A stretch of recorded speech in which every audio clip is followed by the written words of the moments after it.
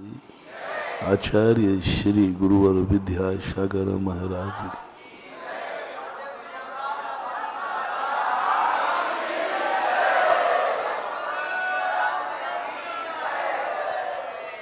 कल कहा गया था कि जिनेंद्र देव यह नहीं कहते हैं कि मैंने जान लिया, तुम्हें कोई जरूरत नहीं। जिनेंद्र देव कहते हैं जो मैंने जाना है उसे तुम भी जानो, जिससे तुम ये ना कह सको कि जिनेंद्र देव के जाने हुए ज्ञान से हमारी जिंदगी चल रही है। तुम खुद जानो कि जिनेंद्र देव क्या जानते हैं। तुम खुद समझो कि जिनेंद्र देव ने जो कहा है वो कितना सत्य है, और उस सत्यता को जब आत्मा से निकलने लग जाता है तभी यह भगवान की जिनवाणी हमारे आत्मा का शुद्ध ज्ञान बन जाता है। सद्दो नानम न हवदि, कुंद कुंद भगवान ने शब्द दिए हैं, ज्ञान नहीं दिया। जिनेंद्र भगवान शब्द दे सकते हैं, ज्ञान नहीं, क्योंकि ज्ञान का आत्मा के साथ समवाय संबंध है, तादात्म्य संबंध है। भगवान का जो ज्ञान है वो उनके पास रहेगा, हमारे पास नहीं आ सकता। जब ज्ञान दे ही नहीं सकते तो भगवान ने हमें ज्ञान नहीं दिया, शब्द दिए, और शब्दों में ऐसा अर्थ निहित कर दिया कि उस अर्थ को हमें पकड़ करके हमारे ज्ञान की पर्याय बन जाए। जो हमने शब्द सुने हैं वो तो द्रव्य श्रुत हैं, उपचार से ज्ञान है।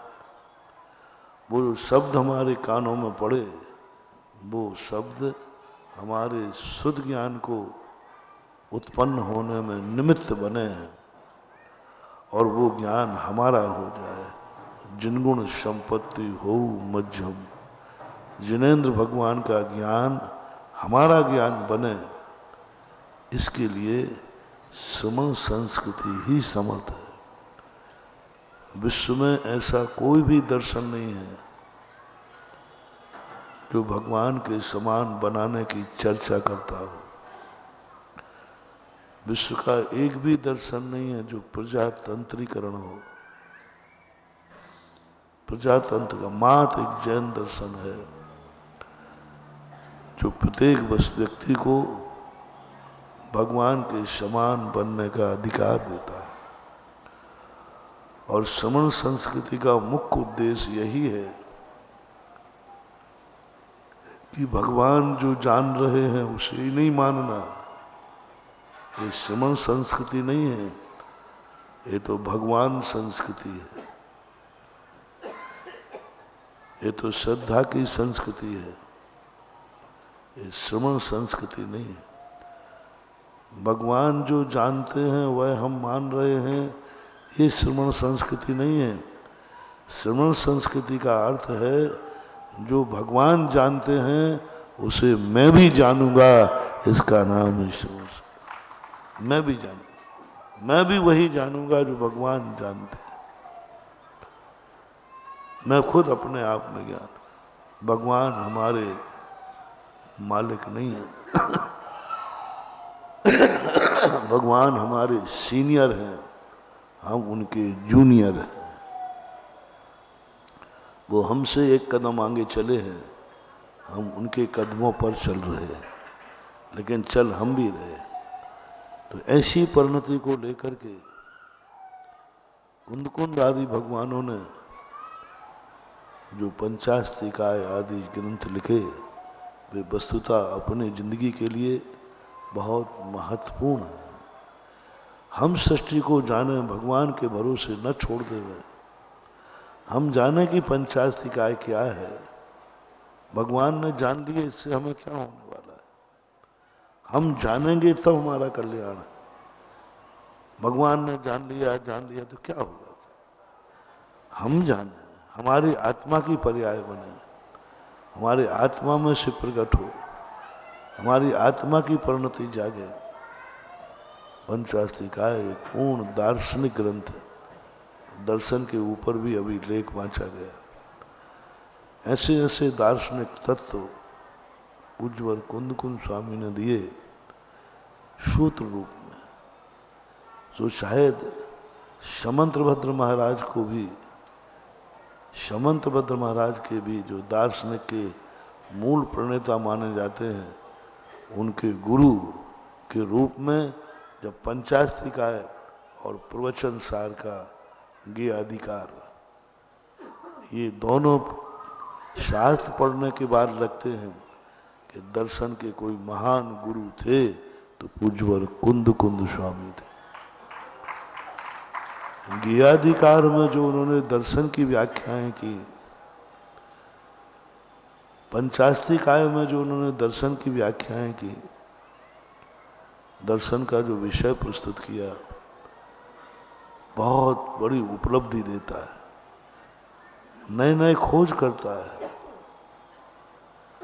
जो हमने एक गाथा तुम्हें सुनाई थी, सत्ता सब पयत्था सब स्वरूपा अनंत पज्जाया भंगो पाद भत्ता सब पड़ी वेका हवदेक।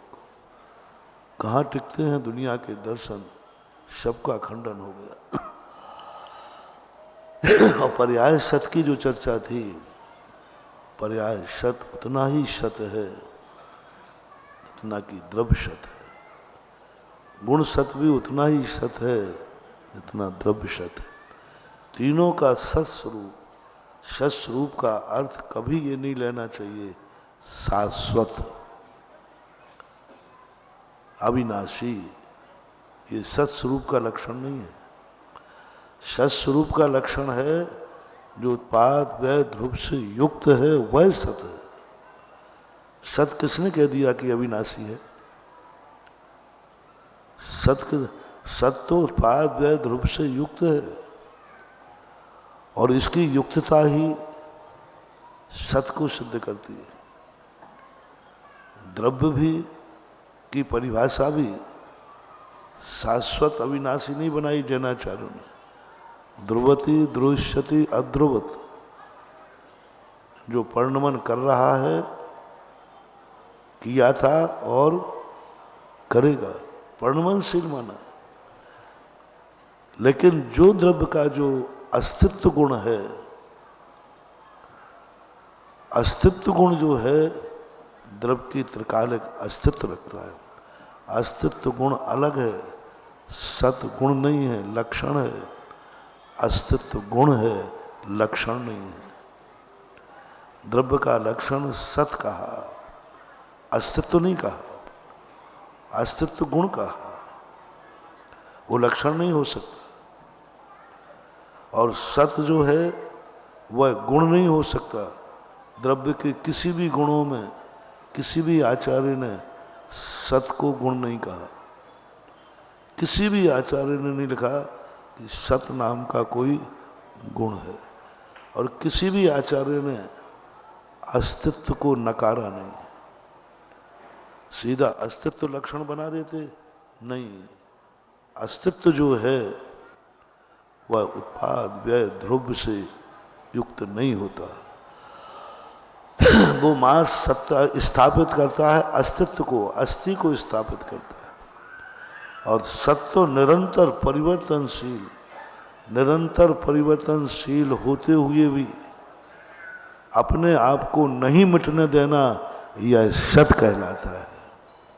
इसलिए अस्तित्व गुण और सद्गुण की जो व्याख्या पूज्यवर ने की है, वो एक हमारे लिए बहुत बड़ी थी। उन्होंने कहा नहीं, आप गुणों की तरफ मत जाइए, आप सत को पकड़ो, सत्ता को पकड़ो, गुणवत्ता को नहीं। पंचास्तिकाय में गुणवत्ता को नहीं पकड़ना है, सत्ता को पकड़ना है। गुणवत्ता अलग चीज है। गुणवत्ता हमें एकाकी बनाती है और सत्ता हमें व्यापक बनाती है। गुण का जब हम ध्यान करते हैं हम अवान्तर सत्ता में आ जाते हैं, और जब हम सत्ता का ज्ञान करते हैं तो हम फैलते जाओ, भेद को मिटाते जाओ और महासत्ता को पकड़ो। अस्तित्व वस्तित्व आदि ये ध्यान के विषय नहीं है, ये ज्ञान के विषय है। अस्तित्व वस्तित्व द्रव्यत्व प्रमेयत्व प्रदेशत्व ये सब ज्ञान के विषय हैं, ये अनुभव के विषय नहीं है, ये आनंद के विषय नहीं है। ये तो एक व्यवस्था है, एक व्यवस्था है जिसका हमें ज्ञान करना है। अस्तित्व नास्तित्व वस्तित्व आदि गुणों से हम अनंत आनंद प्राप्त नहीं करते। पंचास्त्रिक आयकार कहते हैं तुम सत्ता को पकड़ो, और जिस दिन तुम सत्ता में विलय हो जाओगे उसी दिन तुम परम पारणामिक परमानंद को प्राप्त हो जाओगे। महासत्ता ये अनुभव का विषय है। श्रमण संस्कृति महासत्ता को प्राप्त कराती है, श्रमण संस्कृति महासत्ता को प्राप्त कराती है, ज्ञान को नहीं। ज्ञान कराता है समझो ये द्रव्य क्या है, कितने गुण हैं, कितने द्रव्य हैं, कितनी पर्याय हैं। और श्रमण संस्कृति कहती है तुम अनुभव करो इसमें कितना आनंद है। तो ये श्रमण संस्कृति जब संस्थान का नामकरण किया तब भी यही बात आई। ध्रुव शब्द की व्याख्या बड़े बड़े विद्वान लोग, अन्य दर्शनकार भी ध्रुव को नहीं समझ पा रहे, और ध्रुव को जब पूज्यवर ने पर्याय के रूप में लिया तब दुनिया की आंखें खुली। फिर भी आज भी लोग कोई गुणों को ध्रुव मानता है, कोई अस्तित्व गुण को मानता है, कोई कहता है अस्तित्व गुण ध्रुव है। नहीं, अस्तित्व गुण है, ध्रुव पर्याय है, जिस पर हमने थोड़ा सा परमाणु और स्कंद को लेकर बीच में समझाने की बात कही थी। तो ऐसे बारीक तत्वों को समझो। जब हमने ग्रंथ हम स्वाध्याय के लिए देते आपको साल भर के लिए, लेख तो बांचे गए कुछ कम लोगों पर, बहुत कम लोगों पर बांचे गए। दूसरा लेख बांचा गया था आपका प्रदीप जी ने बांचा था, जिसके संबंध में दर्शनोपयोग की बात कही। दर्शनोपयोग को निर्विकल्प कहना, कुंद कुंद स्वामी ने कहीं भी दर्शनोपयोग को निर्विकल्प नहीं कहा,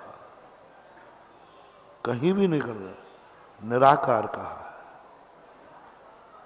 साकार और निराकार। कुंद कुंद स्वामी ने नहीं कहा कि वो निर्विकल्प है, सविकल्प है, आत्मग्राही, परग्राही, स्वयग्राही। ये सारे लक्षण बाद में बने हैं, बाद में आए। दर्शनोपयोग की चर्चा कुंद कुंद स्वामी ने आकार, साकार और निराकार, सामान्य। निराकार का अर्थ होता है भेद, निर्विकल्प नहीं, भेद। निर्विकल्प शब्द जो हमारे यहाँ आया है वो कसाय से रहित के आया है। निर्विकल्प शब्द जो आया है वो वीतरागता के लिए आया है, और जो निराकार शब्द आया है दर्शनोपयोग के समय भी व्यक्ति सविकल्पी है, मिथ्या दृष्टि है, कसायों से युक्त है। यदि पूर्ण निर्विकल्प मान लेंगे तो दर्शनोपयोग के समय निर्बंध दशा हो जाएगी, कर्मों का बंद ही रुक जाएगा। लेकिन दर्शनोपयोग में भी निरंतर कर्मों का बंद होता है। एक अंतर मुहूर्त है दर्शनोपयोग का काल। इतने काल क्या बंद से रहित रहेगा जीव? नहीं, बंद कर रहा है। बंद कर रहा है तो कसाय के बिना बंद नहीं हो सकता, योगों की चंचलता के बिना बंद नहीं होता। जब कसाय उपयोग में है, योगों में चंचलता है, तो निर्विकल्पता कहाँ से आ गई? एक अंतर मुहूर्त तक कितनी कर्मों का बंद होता है, उस समय कसाय उपयोग में है। दर्शनोपयोग भी कसाई है। दर्शनोपयोग भी बंधक है, दर्शनोपयोग भी उन्मार्गी है। फिर वो निर्विकल्प शब्द की स्थिति विचारनीय होती है। लेकिन निराकार शब्द जो है, हम निराकार के प्रति कसायवान हो सकते हैं, हम निराकार के प्रति हमारी कसाय भड़क सकती है। हमें कुछ भी समझ में नहीं आ रहा है, हमारी कसाय भड़क गई, क्या है ये, कुछ दिख ही नहीं रहा है, हम कसाय भड़का सकते हैं और निराकार बन आत्मा के परिणामों की अपेक्षा से निर्विकल्प नहीं है, ज्ञेय के संबंध में वो निर्विकल्प है। जिस पदार्थ को वो जान रहा है उस पदार्थ के ज्ञान के संबंध में आकार आदि निर्विकल्प है। अंदर से तो दर्शनोपयोग भी कसाई है, दर्शनोपयोग में भी कसाय है और वो कसाय अपना बंद कर रही है। तो ऐसी व्याख्या को लेकर के पंचाशरी का एक ग्रंथ हमने गोष्ठी में पिछली बार मेरे ही मुख से कहलवाया था। तो मैंने कहा था लेख जितने वाचन करेंगे, लेकिन सबके लिए मैंने कहा था पूरी साल भर प्रत्येक स्नातक पंचाशरी काय का स्वाध्याय करेगा, लेख वाचक ही नहीं। ईमानदारी से बताओ कितनों ने स्वाध्याय किया पंचाशरी का, लेख के अलावा, जिनका लेख नहीं है देखो कितने लोग हैं। इसका अर्थ है कि अब आज के बाद हम तुम्हें कोई होमवर्क देंगे ही नहीं। अब हमने खुद कहा था पंचाशरी काय को हर व्यक्ति को स्वाध्याय करना है। निमिंद लिखाना हमारा कर्तव्य नहीं है, लेख लिखाना हमारा का भाव नहीं है। ये तो एक तुम्हें प्रशिक्षण दिया जा रहा है सीखने के लिए।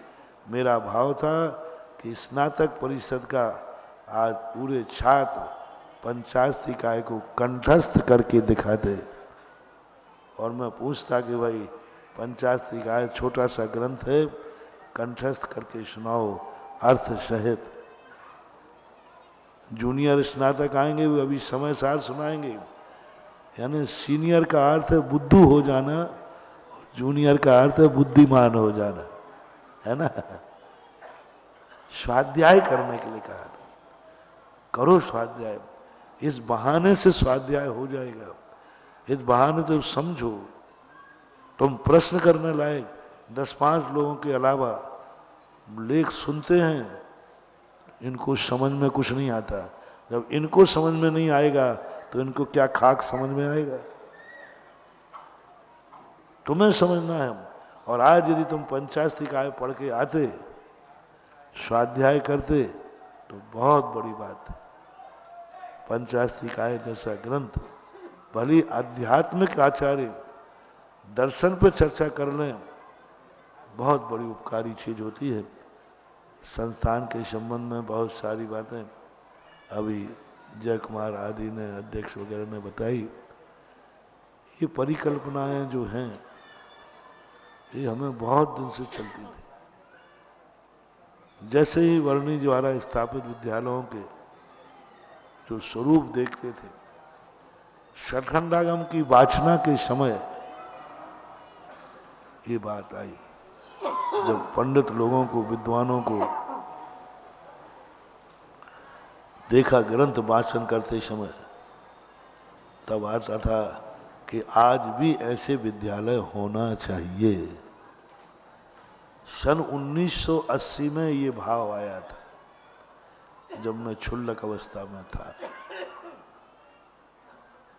और उस समय ये बात सामने आई थी। पंडित जी साहब थे, पन्नालाल जी साहब, तब हमने उनसे कहा था क्या आज भी ऐसे विद्वान तैयार होते जैसे आप हो? बोले नहीं महाराज जी, आज तो ये सब नकल पट्ट करके पास होते हैं, ये तो डिग्री मांगते हैं, इनको पढ़ाई लिखाई से कोई मतलब नहीं है। पढ़ाई लिखाई से कोई मतलब, इनको तो डिग्री मिल गई और ऐसे रख देते हैं जैसे। गुरु ज्ञान में और शिक्षा में लौकिक ज्ञान और धर्म ज्ञान में कितना अंतर है। एक संस्मरण सुनाई देता हूँ। व्यक्ति ने कहा, मैंने एक इंजीनियर से पूछा, बोले महाराज जी आपके ज्ञान में और हम लोगों के ज्ञान में तुम्हें शिक्षक ने ज्ञान दिया है और हमें गुरु ने ज्ञान दिया है। तुमने कोर्स पढ़ा है, हमने जिनवाणी पढ़ी है। तुमने परीक्षा के लिए पढ़ा है, आजीविका के लिए, और हमने जीवन के लिए पढ़ा है। लौकिक शिक्षा आजीविका के लिए पढ़ाई जाती है, पारमार्थिक शिक्षा जीवन के लिए पढ़ाई जाती है। उदाहरण दूं, मैंने कि भाई आप इंजीनियर हो, आपने इंजीनियर कैसे बने? बोले महाराज पढ़ाई की है। बिना किताबों की? तो बोले हमारे पास किताबें पढ़ी हैं महाराज हमने कि वो किताबें कहाँ हैं? जिन किताबों ने आपको इतना बड़ा इंजीनियर बनाया, इतना बड़ा ज्ञान बनाया, वो किताबें कहाँ हैं? बोले भाई वो किताबें आप पहली बार कोई पूछ रहा है, और वो किताबें तो परीक्षा के बाद ही रद्दी में भेज दी। जिन किताबों में तुमने इतना बड़ा ज्ञानी बना दिया, काम निकलते उन किताबों को रद्दी में भेज दिया। आज तक कोई भी विज्ञान, कोई भी लौकिक पढ़ाई करने वाले किताबें पढ़ करके विद्वान बन, ज्ञानी बन जाते हैं, लेकिन किताबों को रद्दी में भेज देते। हमने कहा हमारी कहानी सुनो। जिस किताब को हम पढ़ते हैं उनकी भाषा में, जिस किताब को हम पढ़ते हैं उस किताब को रद्दी में नहीं बेचते, जिंदगी भर उच्चासन पर रख के जिनवाणी पूजा करते हैं।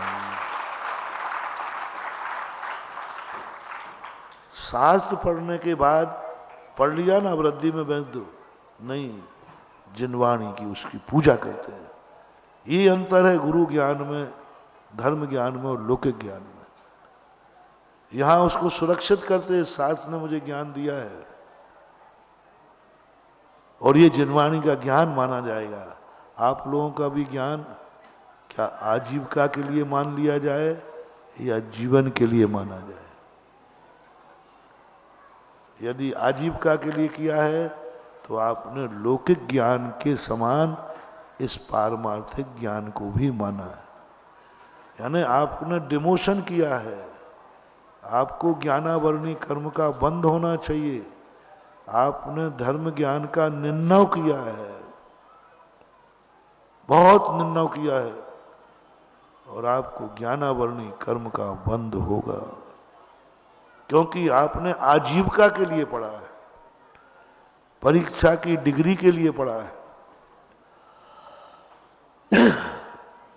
उसके लिए मेरी मनाही नहीं है, वो तुम्हें पुरस्कार में मिलेगी, आजीविका भी मिलेगी, डिग्री भी मिलेगी, लेकिन तुम्हारा लक्ष्य आजीविका नहीं होना चाहिए। हमारे आचार्य ये नहीं कहते तुम भूखे मरना। नेमीचंद महाराज ने, पूज्यवर ने लिखा कि गेहूं के लिए खेती करता है किसान, भूसा तो अपने आप। इसलिए मैं कहना चाहूंगा कि आप आजीविका के लिए ज्ञान न करें, धर्म का जीवन के लिए करें। आजीविका की गारंटी मेरी है।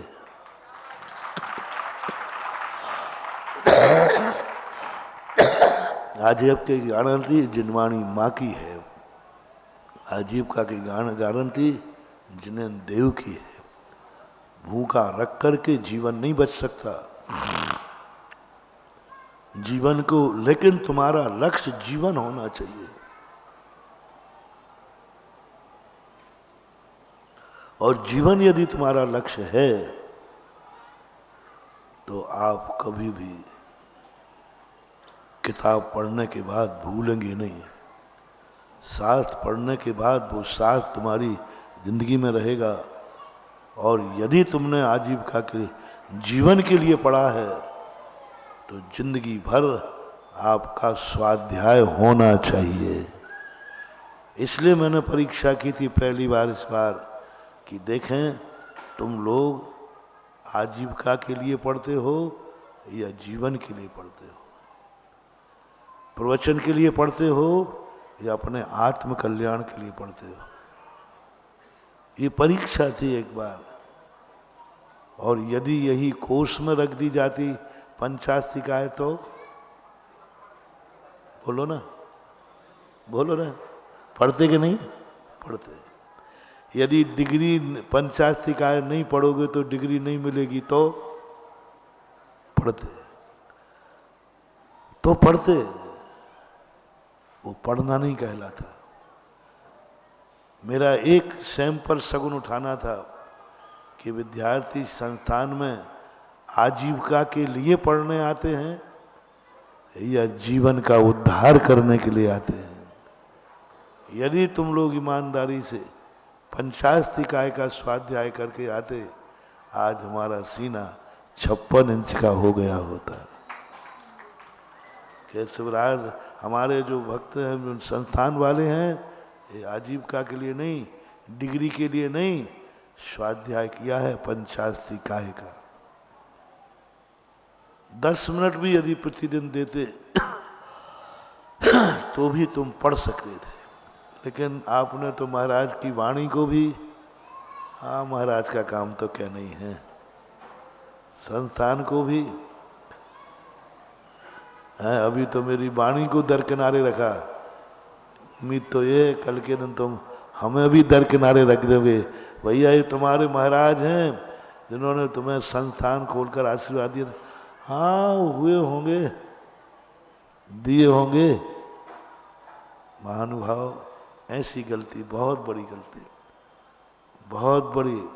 अब या तो आप अपनी गलती स्वीकार करो, तो मैं आगे आपको अधिवेशन कराएंगे या उपदेश देंगे, अन्यथा आज ही अंतिम। क्योंकि मैं हर छात्र को आजीविका देना चाहता हूं, लेकिन जीवन उद्धार के साथ। बोलो, आपने जो पंचास्तिकाय के स्वाध्याय की बात कही थी, वो हमारे पास नोट डायरी तो है नहीं, लेकिन दिमाग पता नहीं क्यों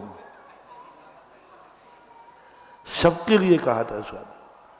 तो ये आप रूटीन में महाराज हम तो ऐसे ही रहेंगे, हम स्वाध्याय नहीं करेंगे।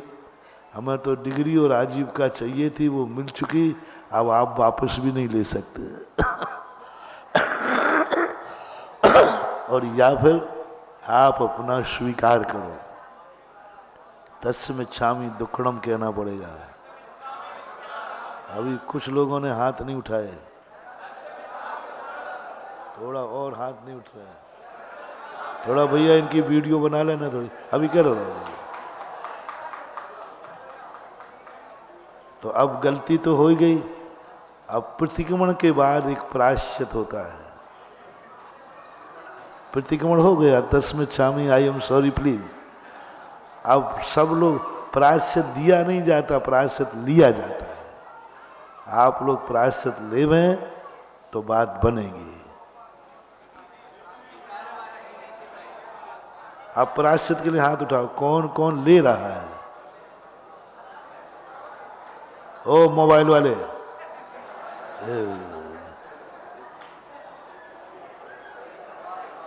अब प्रायश्चित में यही प्रायश्चित है। अब सब तैयार हो गए नहीं? हाँ, यही प्रायश्चित है कि इस साल आपको जो नया ग्रंथ दिया जाएगा वो और पंचास्तिकाय दोनों का स्वाध्याय करना है। ये प्रायश्चित कितने का करना है? और मैं पूछूंगा, और तुम परीक्षा देने के मूड में हो तो फिर परीक्षा ले लूंगा, और क्या। देखो फिर परीक्षा में गड़बड़ मामला हो जाएगा। इसलिए बोलो, हम इस बार नियम लेते हैं, इस साल भर में पंचास्तिकाय ग्रंथ का स्वाध्याय करेंगे। साथ ही जो नया ग्रंथ इस बार निश्चित किया जाएगा उसका भी स्वाध्याय करें। हमें स्वाध्याय कराना है, याद करो या नहीं करो। समझ में आवे या नहीं आवे, हमें तो इतना चाहिए पहले पन्ना से आखिरी पन्ने तक तुम एक बार पढ़ लो,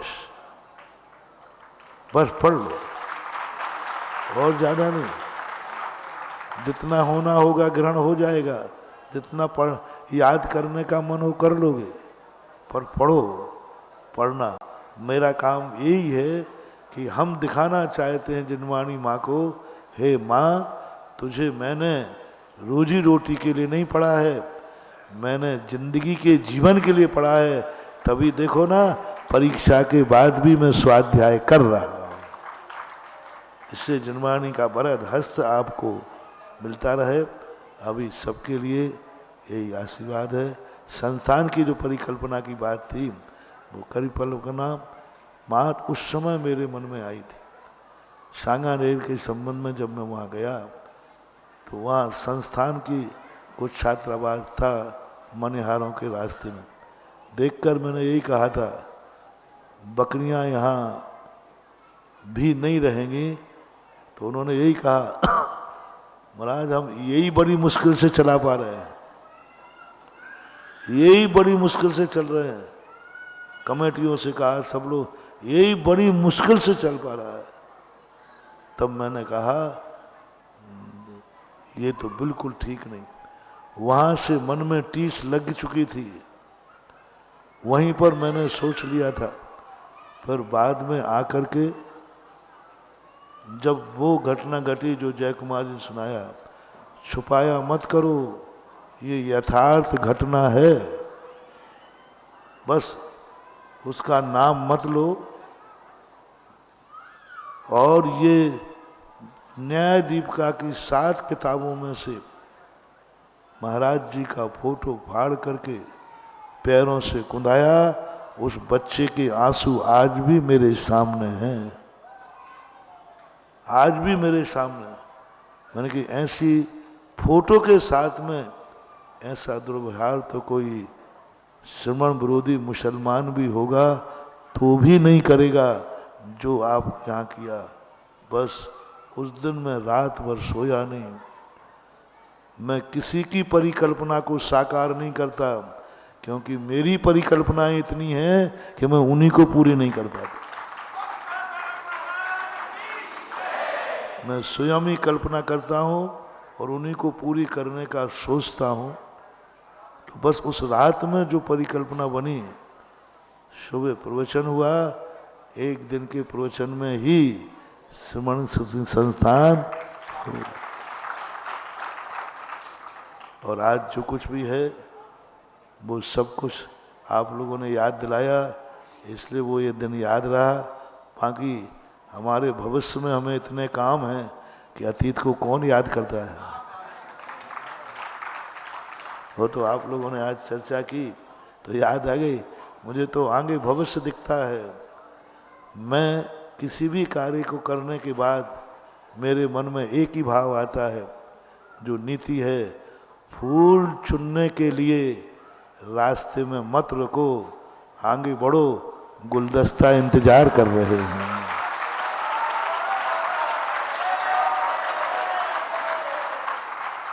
फूल है।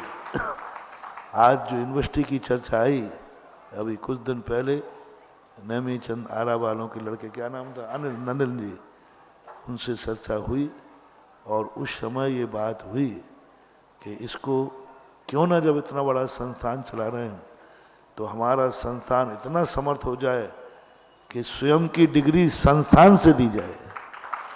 शास्त्री आचार्य की डिग्री अभी दूसरी यूनिवर्सिटी से लेना पड़ता है। अपन को यूनिवर्सिटी बनाने की एक परिकल्पना आई है, विचार है, शुरुआत हो गई है और उसकी गति भी है। उस दिन अपन और गर्व से कहेंगे, एक छोटा सा हॉस्टल एक महाविद्यालय बन गया। और जब शुरुआत हुई है तो फल भी, आप सब लोग भी भावना भाव कि जिस संस्थान से आप पढ़े हैं, एक दिन ये महाविद्यालय विश्वविद्यालय के रूप में आप लोग खुद देख सकें, सुन सकें। ये तो 5 साल की कह रहे हैं, हो जाए बहुत अच्छा है। बहुत कार्य है। आप सबके लिए आशीर्वाद।